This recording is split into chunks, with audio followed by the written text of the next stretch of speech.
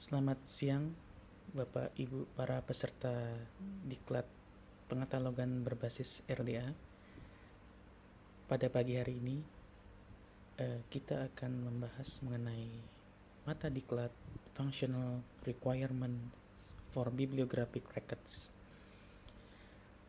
Materi ini akan saya bagi menjadi 3 bagian. Pertama adalah menentukan entitas atau atribut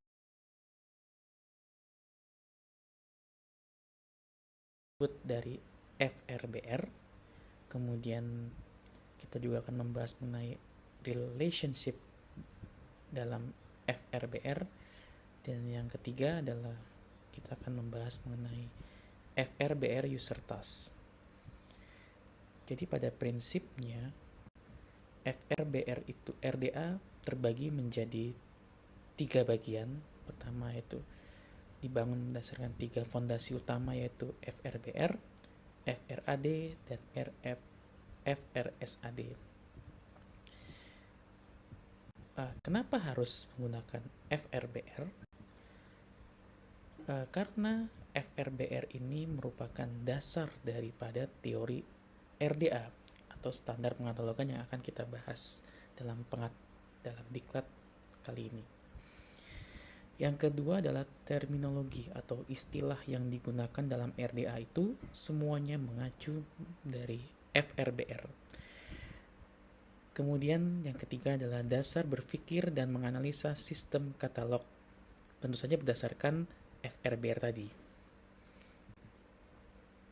Nah, dasar FRBR tadi adalah ER model atau Entity Relationship Model, di mana sebuah entitas itu pasti memiliki atribut-atribut. Misalkan seorang murid sekolah dasar, atributnya apa untuk mengetahui bahwa dia adalah siswa sekolah dasar? Tentu saja dari seragamnya, dari umurnya, bisa juga dari tinggi badannya, dari deskripsi fisiknya, atau mungkin bisa dilihat juga dari tanda pengenal yang ada di bajunya atau di seragamnya, seperti itu. Nah, dari entitas tersebut memiliki hubungan dengan entitas lain. Sebagai contoh tadi misalkan siswa SD tadi, misalkan siswa SDX, berarti dia mempunyai atribut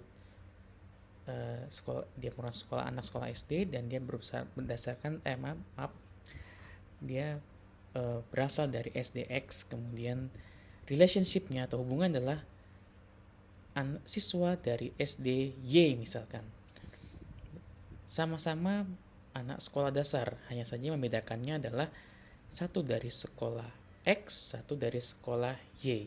Nah, ada hubungan antara kedua entitas tersebut. Nah, itulah yang akan dibahas dalam FRBR.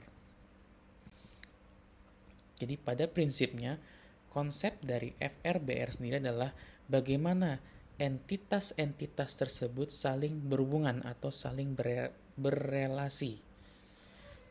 Entah itu dari atributnya, sekolah tadi yang saya sebagai terminologi adalah anak sekolah dasar, ada juga dari atribut-atribut lain seperti itu.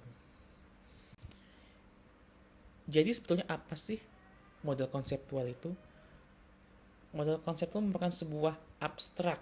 Maksudnya adalah sebuah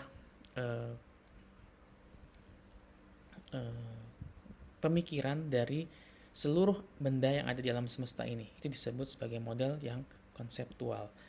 Nah, model konseptual itu terdiri dari entitas. Entitas itu seperti tadi, wujud dari suatu benda, bisa karya, bisa benda, dan juga memiliki hubungan antar elemen. Berarti terdiri dari karakteristik yang saling berhubungan antara satu dengan yang lain. Seperti itu. Dan yang ketiga, pasti hubungan, ada relationship antar entitas yang ada di alam semesta ini atau dalam bumi ini. Lanjutnya, entitas dalam FRBR terbagi menjadi 3. Yang pertama entitas grup 1, grup 2, dan grup 3. Grup 1 terdiri dari work, expression, manifestation, dan items. Grup yang kedua adalah berkaitan dengan kepengarangan, yaitu person, family, dan corporate body. Sedangkan grup 3 berkaitan dengan subject atau konsep dari karya atau entitas tersebut, misalkan dari konsep, dari objek, dari event, dan dari place atau tempat. Lanjut. FRB, nah saya sebutkan tadi, FRBR Group 1 berkaitan dengan produk atau wujud dari karya, bisa dari karya intelektual atau dari karya artistik. FRBR Group 2 berkaitan dengan penanggung jawab, tadi seperti saya katakan adalah berkaitan dengan kepengarangan atau siapa yang menciptakan karya tersebut, itu pada grup 1. Kemudian FRBR Group 3 berarti berkaitan dengan subjek atau makna atau bagian dari apa entitas tersebut, seperti itu. Oke, demikian sesi 1 dari pengatalogan deskriptif berbasis RDA pada sub tema FRBR. Terima kasih atas perhatiannya. Selamat pagi.